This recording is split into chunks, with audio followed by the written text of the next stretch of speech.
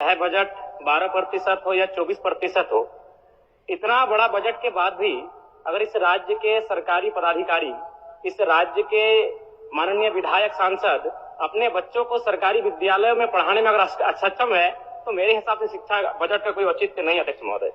लेकिन अध्यक्ष महोदय, अगर जेईपीसी की बात करें, Jharkhand education project council, Jharkhand शिक्षा परियोजना परिषद, तो इसको संचालन करने के लिए मात्र 2 आपके पदाधिकारी हैं, एक डायरेक्टर है, एक एडमिनिस्ट्रेटिव ऑफिसर है, बाकी सब कॉन्ट्रेक्चुअल बेसिस पर है महोदय, और सारे के सारे गैर झारखंडी है। यहाँ पर फ्रांस और वियतनाम की कहानी याद आती होगी आपको कि किस प्रकार फ्रांस के लोग जानबूझकर वियतनाम के बच्चों को पास आउट होने से रोकते थे ताकि वो आगे जाकर फ्रांस का मुकाबला ना कर पाए, अध्यक्ष महोदय। इसलिए इस मामले को संज्ञान में ले, और ये जो कॉन्ट्रेक्चुअल है वहां पर बताइए, 2 विभाग को आपके 50 ऑफिसर संभाल रहे हैं, और एक विभाग जहां 2500 करोड़ का वित्तीय बजट होता है 1 साल का, ये बहुत गंभीर मामला है अध्यक्ष महोदय, यहाँ जांच किया जाए। 2500 करोड़ का वित्तीय बजट है, वहां 2 अफसर चला रहे हैं और सारे कॉन्ट्रैक्ट में हैं, और सारे के सारे यूपी, बिहार, राजस्थान, गुजरात, झारखंड का नगण्य लोग हैं।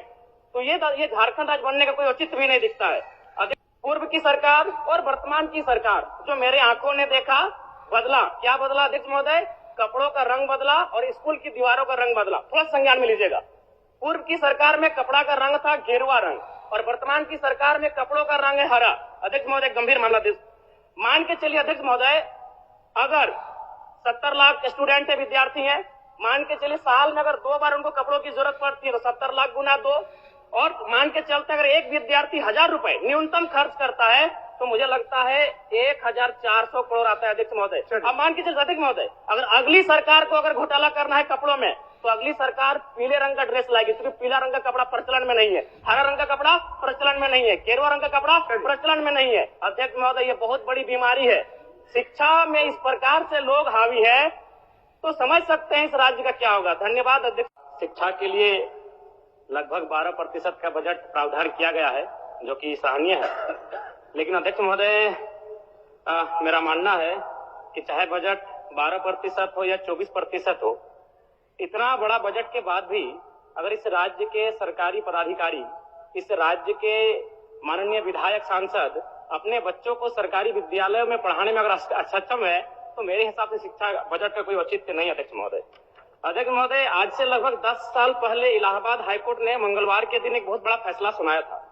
कोर्ट ने कहा था कि यूपी के सभी जनप्रतिनिधियों, सरकारी अफसरों, कर्मचारियों और जजों को अपने बच्चों को सरकारी प्राइमरी स्कूलों में पढ़ाना होगा। ऐसा ही कुछ प्रावधान अगर झारखंड में किया जाए अध्यक्ष महोदय, तो संभवतः इस बजट की सार्थकता भी होगी और संभवतः शिक्षा के क्षेत्र में एक क्रांतिकारी बदलाव देखने को मिलेगा। अध्यक्ष महोदय, मैं एक आपके माध्यम से सरकार को एक मामला संज्ञान में देना चाहता हूँ। स्कूली शिक्षा एवं साक्षरता विभाग, इसमें 5 इकाई होती है अध्यक्ष महोदय। प्राथमिक निदेशालय, माध्यमिक निदेशालय, जेईपीसी, जैक और जेसीआरटी। अध्यक्ष महोदय, अगर प्राथमिक निदेशालय और माध्यमिक निदेशालय की बात करें तो उसको संचालन करने के लिए एक डायरेक्टर होते हैं, एक ज्वाइंट सेक्रेटरी होते हैं, 2 या 3 डिप्टी डायरेक्टर होते हैं, 2 या 3 अंडर सेक्रेटरी होते हैं, 6 या 7 सेक्शन ऑफिसर होते हैं, 8 या 9 असिस्टेंट सेक्शन ऑफिसर होते हैं, यानी कुल मिलाकर 25 पदाधिकारी होते हैं महोदय, जबकि इसका वित्तीय बजट लगभग 100 करोड़ के आसपास होता है।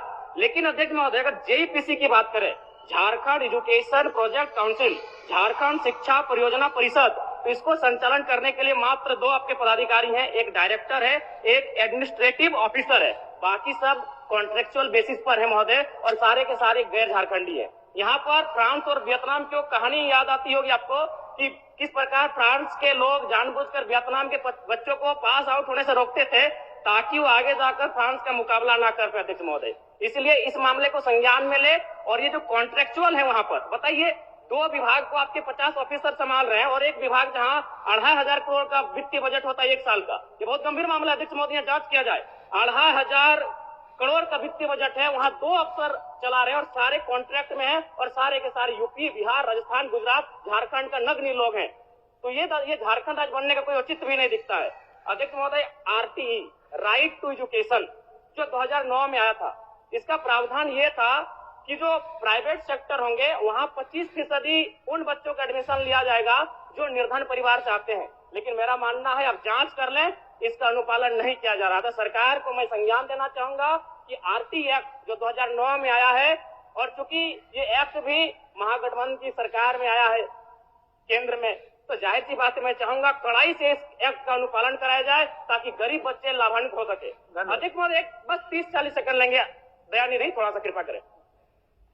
मैं एक ये मामला भी दूंगा, पूर्व की सरकार और वर्तमान की सरकार जो मेरे आंखों ने देखा बदला, क्या बदला अध्यक्ष महोदय? कपड़ों का रंग बदला और स्कूल की दीवारों का रंग बदला। थोड़ा संज्ञान में लीजिएगा।